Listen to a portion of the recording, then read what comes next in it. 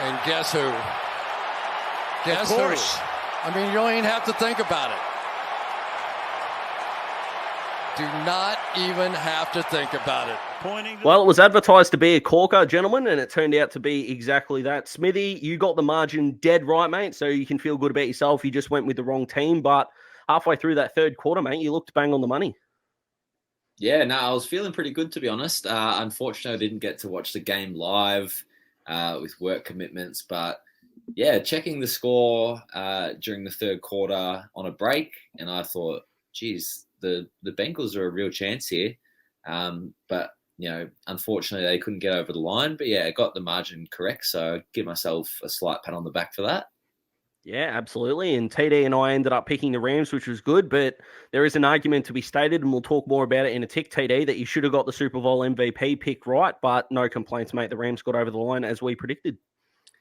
Yeah, they did. And I'm not too fussed about the MVP. It probably could have gone either way. But, I think Cup deserves it. But we'll touch on that when we speak about the game. Yeah, that's it. So if you're watching on YouTube, not listening like you would normally would, we'd really appreciate a subscribe, like the video so more people can see it. The YouTube algorithm is working in new and exciting ways, so the like button is becoming more and more prevalent. Of course, I'm Daz, that's Smithy to my right, and TD is down the bottom there in descending order of light, which is interesting.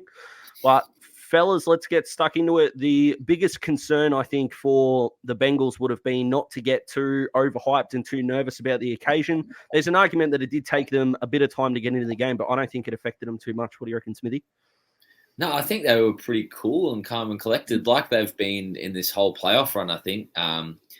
They've been really, really good at maintaining their sort of zen state, I guess you could call it.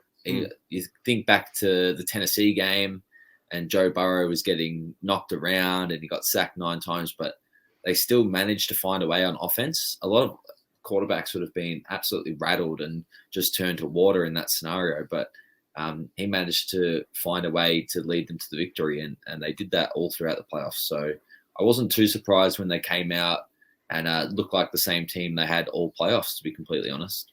Well, they had a good man in charge, Heisman Trophy winner, national championship. So he's been in big spots before. Obviously, no spot bigger than this one. But TD, the Rams got off to a hot start, mate. And let me tell you, when OBJ caught that first touchdown pass, my Super Bowl MVP pick was making me look like a genuine genius. And we'll talk about his injury and the implications about that. But we thought the Rams would settle quicker, and they definitely did. And I think it's a credit to the Bengals that it didn't get out of hand at all, let alone that quickly.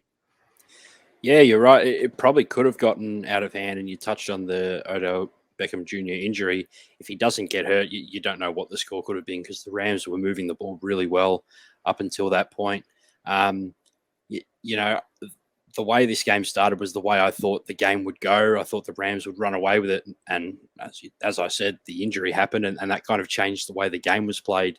But it was good. All the credit in the world goes to the Bengals, because this game could have got away with them. I think it was 13-3 at one point.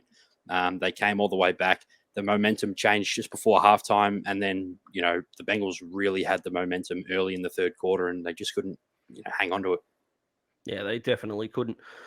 Smithy, the Rams, they're going to be pretty pumped about this, mate. And I don't know if you saw, but it wasn't perfect. I don't know if you saw TD's live Twitter updates, and I'm going to put them on the screen sort of in the middle of us here. But it's fair to say that the big fella wasn't too happy. You might have thought they should have thrown the ball, mate. Before I get your reaction to your own tweets a few days later, now that you've calmed down, Smithy, do you agree that the Rams were running the ball too much? It seemed very predictable offensively. It seemed like, especially in that third quarter, when the Bengals were on top of the game, I thought they were in front of the scoreboard, and they sort of had the momentum going with them.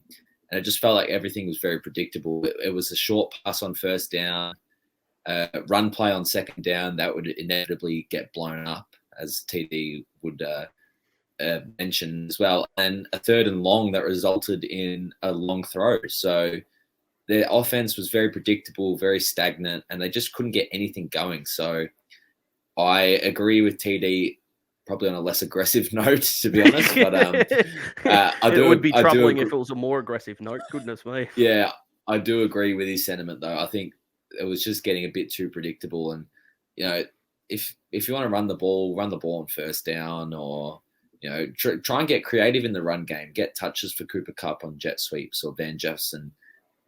Those sort of speedy receivers, get them involved in the running game, not just your average halfback dive and that sort of stuff. So, yeah, I definitely agree with what he was going with.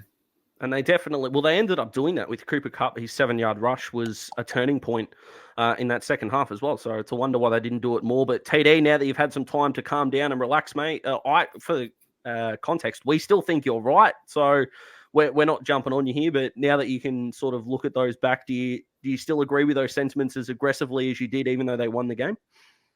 Well, maybe not as aggressively, but as you said, I do agree with them. And it started on the first drive. I think the Rams had it 3rd and 18, and they ran a draw play. And they just kept running the ball, and it didn't make any sense to me. They're a passing team. I think they've scored more than 60% of their touchdowns through the air, and you want to run the ball. It just didn't work. They had 2 memorable runs in this game. The first one was from Matthew Stafford. I think it was a 7-yard run in the first quarter. And the second one was, I think it was Sonny Michel, or it might have even been Cam Akers, but it doesn't matter who it was. They ran into the red zone late in the fourth quarter, I think, and they were the only 2 memorable runs of the whole game. It wasn't working, and credit goes to the Bengals' defensive front. They played really well. But, yeah, you've got to pass the ball. And the lack of depth, I guess, within the Rams wide receiver room stood out when Odell Beckham got injured, because you had Van Jefferson, who, was really non-existent this whole playoffs, especially in this game. I don't even think he got a catch. The guy with the funny name, Scrowerneck, or whatever his name is, it should be that from now on, but yeah. Yeah, well, yeah, that's his name now, but he didn't do anything all playoffs either. And when he had the opportunity this game, he dropped a pass that led to an interception. So maybe that was a reason why they ran a little bit more. I can understand why, if you're going to say they didn't really have much at the receiver position. But other than that, it wasn't working. No, it didn't look like it was working. And for the record, only Cam Akers and Joe Mixon had double-digit rushing yards. And we only had 1 rush of double-digit yards, and that was Joe Mixon's 14, I think, in the third quarter. So I can definitely understand your frustration there, man. Let's get to Matthew Stafford's interceptions, fellas. I would argue that neither of them were really his fault. And we've talked about, especially in the podcast version, about how the intercept stat is taken at times. Do you feel for him in the sense of he tried to make things happen and a couple of things outside of his control led to what is the ugliest quarterback stat? I'll start with you, Smithy. I don't feel sorry for him. The man's the Super Bowl Well, yeah, champion. I understand that. Yeah, well, stupid question, Des. No, yeah. But when we compare bad quarterbacks, it's always an 8 TD to 11 intercept. That's not going to happen with Stafford. You can use interception for bad quarterbacks. They're definitely inflated, Yeah. No, I get what you mean. My point still stands. It's just the only example I've got is the fucking Super Bowl. So, yeah. Sorry that we didn't have Joe Burrow played better because he didn't throw any. Oh, Hit a nerve. No, to answer your question seriously, I do feel a bit sorry for him because, as we've been saying, the run game wasn't working, and it was obvious that it wasn't working. So, obviously, that comes back onto the quarterback. And look, obviously, one of them wasn't his fault. It was a drop by the wide receiver, and the other one was just a bit unlucky, I think. So to go off the field with 2 interceptions, he didn't play. Those stats don't reflect the way he played. And seeing as the 24/7 NFL media, which we've spoken about how frustrating it is, using that stat against him, which is ridiculous. Let's get to a sticky question with no preparation. Not that we do that much before we have a chat anyway.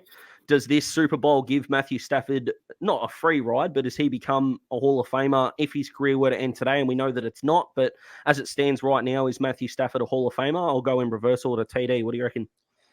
That's a really tough question. I was due for one. The last one was shit, apparently. So I just thought I'd back that up with a cracker. I don't know. I know he's had a long career, but if you ended it right now, I don't think it's long enough. I think it probably is a Hall of Fame career if he plays another 5 years. But if you were to end it right now, I don't think the Super Bowl is enough to get him over the line. What in that 5 years do you think makes him a certain starter? Is it 1 Super Bowl? Is it 2? Is it many? Is it consistency? What do you think he needs to do to get in? If he wins another one, I think that's, he's certainly walking into the Hall of Fame. But,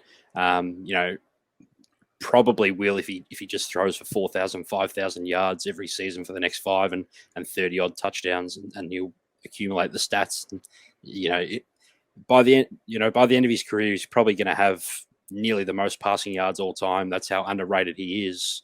But yeah, I think it's going to be enough to get him in. Bang, I like it. Well, he's going to have to play, if the numbers tell us, another 4 years, because unless you're the New England Patriots, the gap in the last 15 years between teams winning a Super Bowl and then getting back and winning another one is the New York Giants from 2008 to 2012. So maybe that 5 years you're spot on. Smithy, do you think he gets in right now? And if not, what does he need to do and for how long? Right now, no.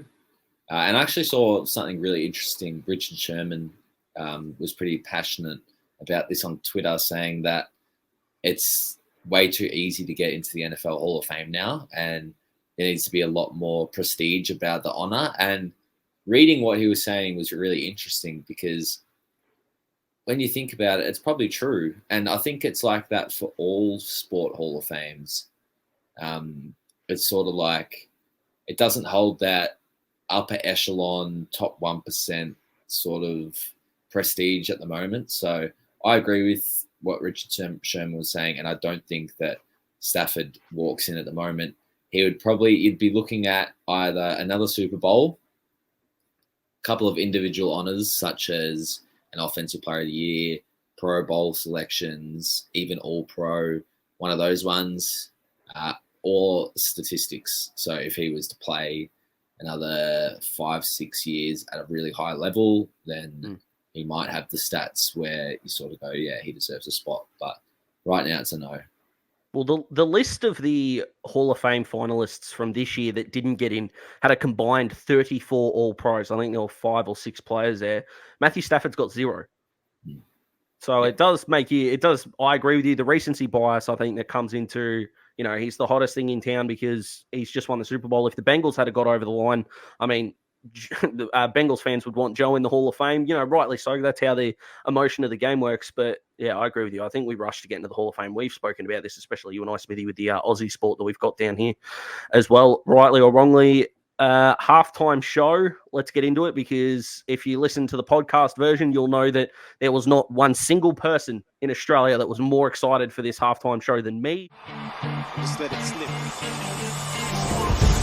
These weak arms are heavy. There's vomit on the sweater already. Mom's spaghetti. He's nervous, but on the surface he looks calm and ready to drop bombs.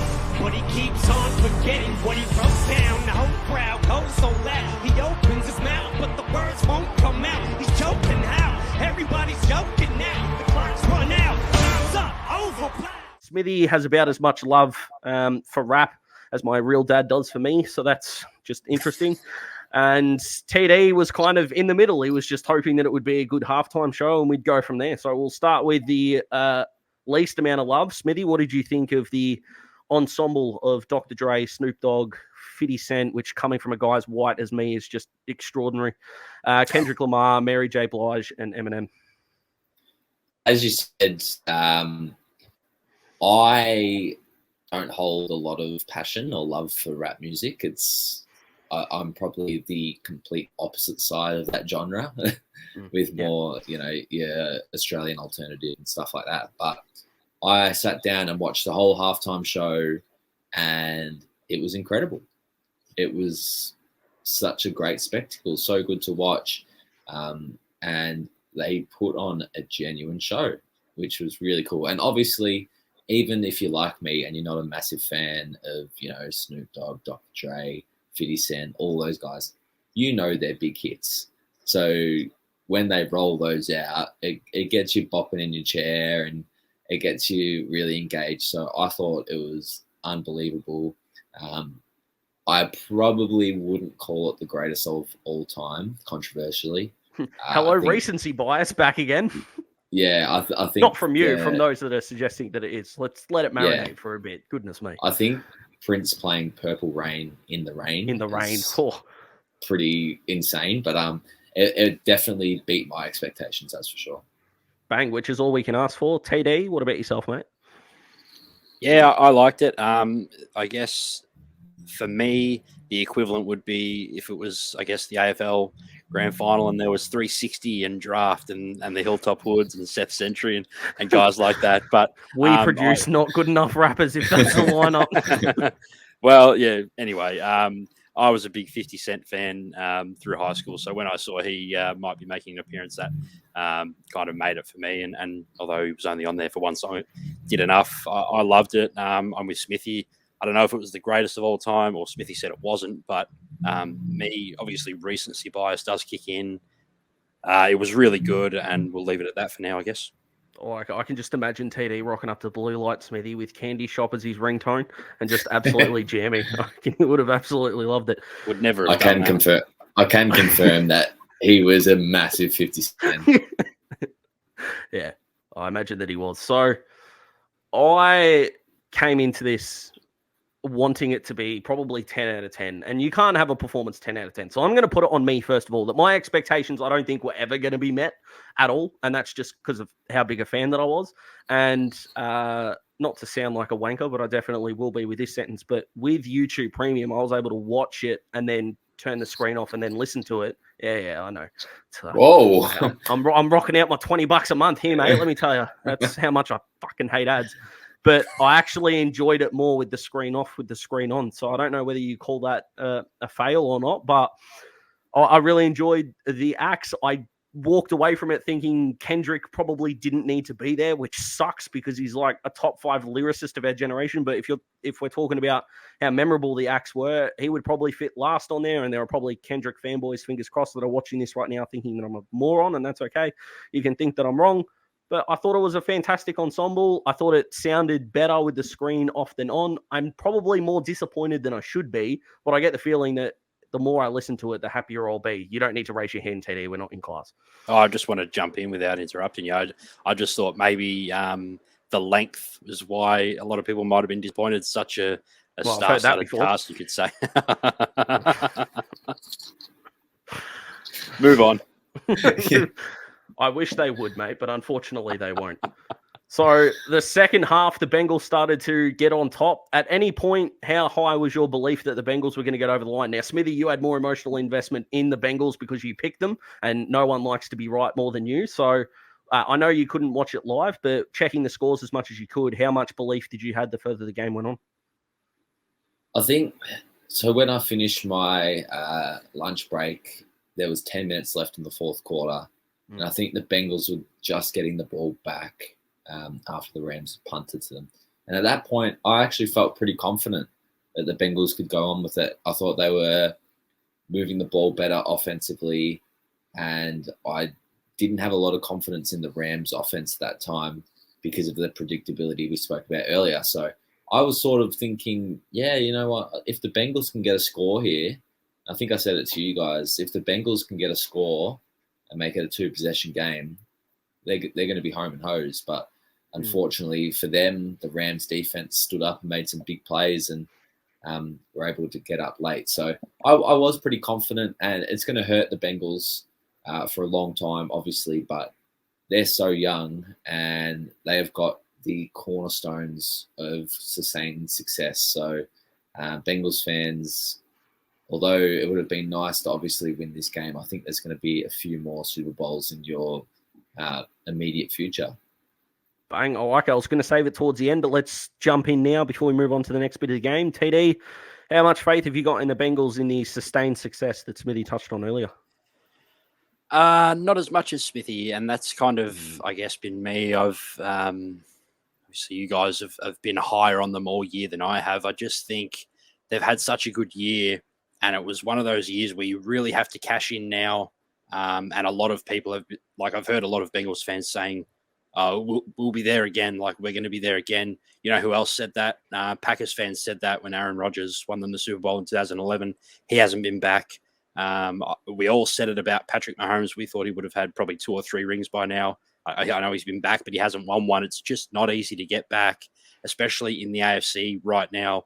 The Chiefs aren't going anywhere. The Bills aren't going anywhere. I think a lot of people are forgetting about the Ravens. They're not going anywhere either. Justin Herbert is going to be with the Chargers for a long time, and I'm sure he's going to get his shot as well. So I don't think there's any certainty that they're going to be back at all. And I think everything fell your way this year if you're the Bengals and you got through the AFC. You only had to beat the Chiefs. You didn't have to beat the Chiefs and the Bills, and you couldn't get it done. And I think there's got to be hope there because obviously they're a good team and you know, they're not going to be they're just going to go back to being a bad team, but there's going to be so many good teams in the AFC, I think, for the next 5 to 10 years, that's just going to make it really hard for them to win a Super Bowl in that time. Yeah. Well, my thing on this is they went 13-8 for the year, and they won 5 games in the last play or the last 20 seconds. So if you automatically take those games out, that's 8-8 in convincing scores, which is a problem. I know I've said it about the Dolphins all year, but offensive line is where they need to be. Burrow was sacked an equal Super Bowl high 7 times, which is a massive problem. That I'm not saying anything that no one hasn't already figured out yet, but I think the problem that the Bengals have got is Cinderella doesn't get sequels. It gets remade. Someone is going to come from nowhere next year and get Dallas. in there. Sorry? I'd just say Dallas. No, Cinderella story, mate, not the ugly stepsister. Goodness me. But someone is going to get there, and there's not even a guarantee that they're going to be the best team in the division next year. Because, like you said, we've forgotten about the Ravens. So I'm so happy for Bengals fans. If Bengals fans are commenting saying we're absolutely going to get back, you have every right to believe you guys are going to be as amazing as you want them to be. And I hope that happens. You haven't won a Super Bowl yet. You were so close, but so far. I hope you go well. But I think it's maybe a little bit irresponsible of neutral fans to go, they're absolutely going to be back there. So many variables in an NFL season. Their roster's not complete yet. Give them an off season. Smithy, I know you'll be keeping a close eye in the buy, hold, sell, mate. That was one of their more popular preseason shows. I'm looking forward to seeing where they're at, but I agree with you guys. Let's call the Jets a little bit. Let's skip ahead to the fourth quarter. Things needed to happen, and I want to give all the prompts to Cooper Kupp if I can, but let's talk about Aaron Donald here because the man, Jalen Ramsey, I thought didn't have a fantastic game. And I know that won't get talked about because his team won. So let's just, we're not here to bash the bloke, but Von Miller was very good in bits, but Aaron Donald maybe had a slow-ish start, but for crying out loud, when the going needed to be done, he was front and center the entire time. And there are no new words that I can come up with to demonstrate just how good he is. Smithy, what did you think of his performance, even though he didn't win the MVP? And should that matter? No, it doesn't matter at all. Doesn't matter at all. He arguably made the 2 biggest plays on defense of the game. The third and 1, where he pretty much grabbed Samaje Perine and just picked him up and threw him back so he didn't get to the first down marker. And then obviously on the 4th down, he was the one that got to Joe Burrow and forced the incompletion that inevitably won them the game. So, it was just a huge performance. He came out and spoke about how desperately he wanted to win this ring and how he needed to do it and how driven he was. And you could just see it in that last quarter. He was a different animal. Yeah, I love when he picked up, I'm not going to attempt to pronounce the Bengals player's name because for crying out loud, my blooper reel is getting already way too long, as the podcast listeners would know, but it literally looked like a father picking up his toddler to put him to bed. It was unbelievable. It was incredible. So massive prompts to him. TD, how impressed were you with him, and were you keeping a closer eye on him because you did have him as your Super Bowl MVP? Not so much a closer eye on him, although I was kind of hoping he did play well enough. And you said slow start. They certainly did that. And that was the Rams defense in general. They just weren't sending pressure early on. And credit has to go to the Rams coaching staff. I don't think they had a good game, and that won't be spoken about because they won, like you said, with Jalen Ramsey. But they made the adjustments at halftime to send pressure. And once that happened, what did they get? 6 sacks in the second half. And Joe Burrow was sacked the most times or equal most times in the Super Bowl. And a lot of that came from Aaron Donald. I think he had 2 sacks and 2 tackles for loss and had 3 extra quarterback hits as well. He was just incredible. And he's a guy that it takes games like this to realize how good he actually is, because so many times throughout the year, he just has to sit on that defensive line being double teamed, triple teamed. And there's not much he can really do when there's that much attention to him. But as the game goes on, he gets better. And that's what happened here. And I thought he certainly did enough to win the MVP. But as I said at the start of the show, I think you couldn't have taken that away from Kupp. And you add to the narrative of the season that he had, I think he needed a little bit of recognition for that as well. So I think the narrative worked its way in there. But Cup, I think, deserved it. If they were, I could see them splitting the award this year, but I don't like splitting awards. So I think they had to give it to one person, and Cup was the right person to give it to.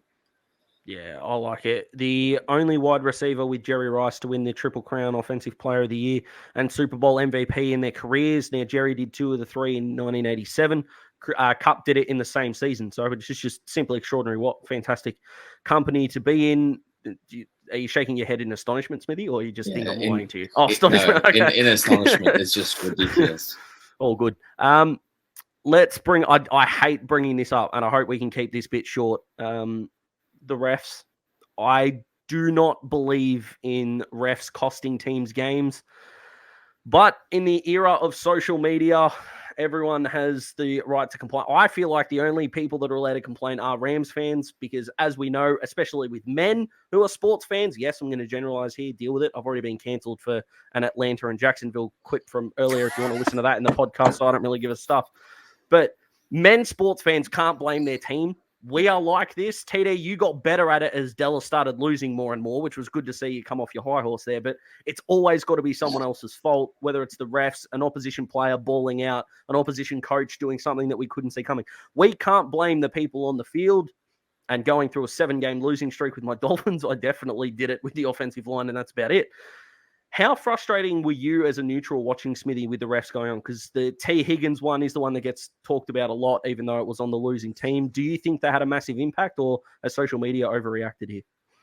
Social media overreacts about everything, Daz, and that's something that's something we have to learn. I saw some pretty crazy comments on Twitter after the game saying that the NFL rigged the Super Bowl for LA to win. And I'm sitting there thinking about the missed pass interference on T. Higgins, thinking, if it was really rigged, don't you think that would have got called over everything else? Yeah. Or bringing Cooper Kupp's touchdown back. It just defies belief. I don't think the refs can be blamed. Was it a little bit weird that they only started throwing flags at the end of the game? Say what you want, but when they're put on the spot at the end of the game, they're more like, especially in the red zone, you see it all throughout the season. If there's any contact in the end zone, the refs are throwing a flag. So I don't feel like it was anything out of the norm. I don't feel like it was really making that big of a difference. I think the Rams were going to score regardless, to be perfectly honest. So, people who are looking to blame the refs are just in denial at the moment. The stages of grieving. I get frustrated, and again, we've talked about this with the sports that we've got here in Australia. The whistle, or in this case, putting the flags away in big games, is awesome. We should have more of it. TD, were you frustrated with the refs in this game, and are you frustrated that we can't get that officiating during the regular season? I wasn't frustrated with the refs. I am frustrated that we can't get that sort of refereeing, and I guess it goes for all sports. I'm a big fan of kind of just blowing the fouls or the free kicks or the penalties that are that are blatantly obvious, and every niggly thing in between, just leave and let these players play. But I think when you look at this game, there was 2 big calls, maybe wrong calls, I guess you could call them, and that was the offensive pass interference and the holding call was on Cooper Kupp. The penalty wasn't, but the hold was. And I think if you weigh up those decisions, that offensive pass interference that should have been called heavily outweighs the other one, because that was a 75-yard touchdown play, whereas the other one, I know it resulted in a first down in the red zone on 3rd down, but who's to say the Rams weren't scoring on 4th down anyway? If the Bengals, if that penalty comes back, what's it, a 1st and 20 or 1st and 25, they're not scoring a touchdown on that drive, and they only scored 3 points after that drive anyway. So the game could have gotten really ugly after that. I think there's no need to be blaming refs or saying the refs rigged the result. It's just, people are going to do it, and it's annoying, but there's no need. Yeah, I agree. All right, let's get to Odell. ACL were the early reports. Still nothing confirmed from, my sources. If you guys know any different, feel free to sing out. If it is an ACL tear, does that affect whether the Rams should bring him back next year or not, Smithy? I think it nearly affects if he plays again, to be completely honest. He's got his ring now. He's really struggled with injuries all throughout his career. The ACL would put him out all of next year, definitely. Yeah. I don't know if we see Odell again, to be honest. I can just see him taking his ring and sailing off into the sunset. His wife is about to have a baby. I don't know if we see him again. I think this injury could be the end of him, which is really sad to say, but it's really cool to think about Odell Beckham 10 weeks ago or whatever it was when he was on the Browns and he was having 2 catches a game for 13 yards. And everyone was saying that he was done. He was washed up. He couldn't play anymore. He was the problem. He was a locker room cancer. All this stuff that was going on. And then he gets traded, balls out in LA and gets a ring. I just think it's a really cool way to go off on a high note. And Daz, we were talking about this before the show, how more athletes should finish on that high note of going out a champion instead of prolonging their career for an extra 1 to 2 years, not doing much, and then just sort of disappearing into the background. I think if he goes out on top now, he's got his ring, he can start his family. Happy days.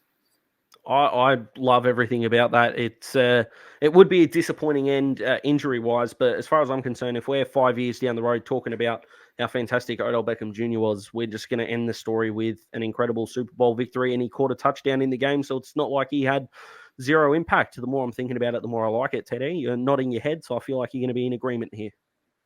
Yeah, I never even thought about Odell not being seen again, but I could imagine that after Smithy says that.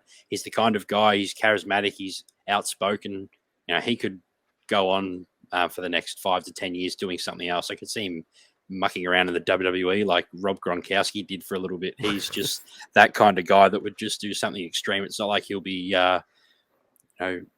he won't be looking for a job or anything. I'm sure jobs will come his way the way he is. And it is kind of sad to see that, that he did get injured. I thought he was playing really well and nearly the best football of his career. He was in for a big game in this game. It looked like the Rams really wanted to use him. When did he get injured in the first quarter or maybe early in the second? And he already had 2 catches for nearly 60 yards and that touchdown.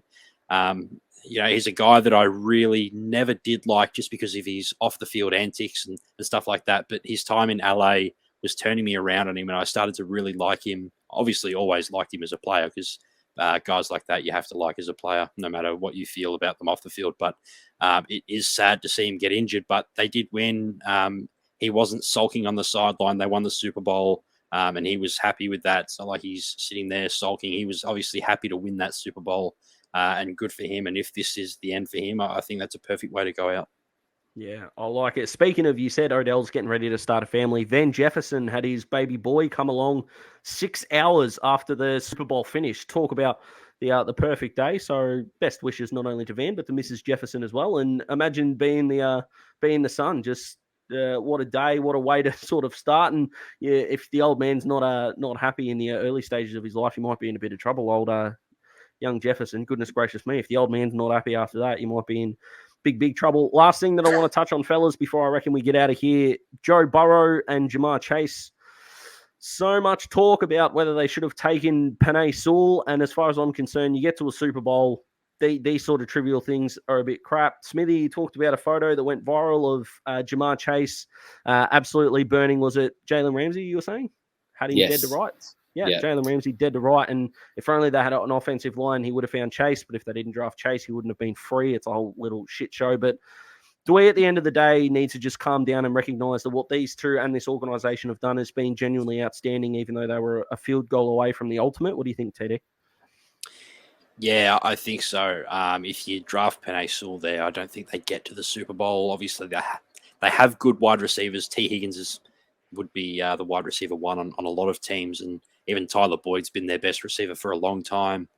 So I think they wouldn't have been lacking at wide receiver. They just would have been lacking the explosiveness that all three of them combined can do, and obviously led by Jamar Chase, who had so many big plays and won them so many games. But I don't think they get there at all without Jamar Chase. As you know, they need to fix that offensive line. They went through the whole year with having a bad offensive line and all the coaching and whatever they did to it. It never worked. The whole season, they didn't really have periods where the offensive line was any good. It's a real big issue. That's obviously the first thing that needs to be fixed about this team. And we all know it. There's no need for anyone to even say it, because going into the offseason, if they don't use their first-round draft pick on an offensive lineman, even if they grab some in free agency, it just doesn't make sense. They're going to have pick 30, 31 probably, because they lost the Super Bowl, I guess. But, at the end of the day, they had a magnificent season, and who knows if Jamar Chase is going to replicate that next year. But you just have to say that going forward, these two are going to be like a dynamic duo that you kind of can match with Rodgers and Adams and Patrick Mahomes and Tyreek Hill and guys like that. And, it's his first season. He's got 10 plus years to go. So it's going to be exciting, both of them. I like it. And I owe Jamar a slab after getting me over the line easily in Rookie Watch. Smithy, I know that this is going to be, day and probably a week or however long it takes for the Bengals to sort of get over this. But at the end of the day, surely it's a celebration of a season where they were, betting-wise, predicted to be the worst team in their division, let alone the last team standing in the AFC. Yeah, absolutely. Once the initial pain washes off, it is going to be a celebration. They've got to be extremely happy with the season they've had. To get to a Super Bowl with your young stars being so young, it's an incredible effort. So they ought to be really, really proud of themselves. And yeah, they deserve to celebrate a bit, but they'll be coming back hungrier to do even better next year. I like it. And one more question before we go to either. We're going to do a way too early prediction, but are either of these teams going to be in the Super Bowl next year? Just a yes or a no. No explanation. TD. You're saying either of them, as in one of them. If I say yes, one of them will be? Yes. Yeah, that's how English works. No, I thought it was saying for each of them. I'll say no. Smithy? No. Yeah, I'm going no as well. Just how hard it is numbers-wise to get back. All right, we're finishing up now. We know this is the last NFL sort of show during this season, even though this will be the first NFL show on YouTube. So if you are an NFL fan and you enjoyed, we'd still appreciate a subscribe, whether it is these longer style videos or if during the off-season we start experimenting with maybe shorter videos or shorter discussion videos. Stick around for the journey. It's going to be a fun one. If you're an NBA fan, Smithy and I, and hopefully guests throughout as we grow and grow and grow. Smithy, we might be able to get hopefully more people on, but we discuss the NBA as well. And each video is characterized. So if you're only a fan of the NFL and not the NBA, we will be doing off-season stuff as well. We won't be going anywhere. We hope you enjoyed. Our man Smithy signs us off in his signature style. And it's been a pleasure, boys. First year done and dusted. And take it away, Smithy, as we finish up. Yeah, massive first season of TDs and threes, NFL style. So a big shout out to Daz for hosting throughout the year. Always does a great job. Always gets us prepared. Me and TD aren't the most prepared people, so he's always got us in line with run sheets and stuff like that. TD, it was a late entry into the show. We got him on for, I think it was our last preseason show of the NFL season, and took to it like a duck to water. And we said, all right, jump on. You're our third man for the NFL season, and he has been brilliant all year. We can't wait to get his drive-by compilation to you guys just quietly. So, oh boy, big thanks to TD. Big thanks to all the viewers and listeners who have stuck by us this year. We've had a really cool little community grow with over 1,100 downloads throughout the NFL season. So, really staggering numbers. We never thought we'd get anywhere close to that. So, massive thank you. Sorry for the sappy little speech at the end, but it's the end of the season, so that's what it is. But we will see you NFL fans soon for some off-season content. But until then, stay safe, everyone.